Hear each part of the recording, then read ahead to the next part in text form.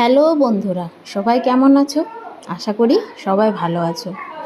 আজকে তোমাদের কাছে নিয়ে এলাম সাবুদানার রসগোল্লা বা পায়েস, তোমরা যা ইচ্ছে বলতে পারো। প্রথমে সাবুটাকে গ্রাইন্ড করে সেটাকে জল আর চিনি দিয়ে ভালো করে মেখে নেবো। তারপর যেমন পারো সেরকম আকার দিয়ে গড়ে নাও, আমি এইরকম করেছিলাম।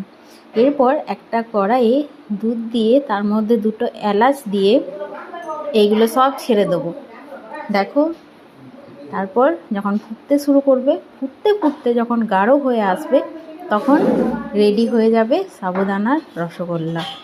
এটা যতটা ইজি ততটাই খেতে ভালো, খুব সুস্বাদু। তোমরাও বাড়িতে বানিয়ে দেখতে পারো, দারুণ লাগবে কিন্তু। তাহলে বানিয়ে নাও।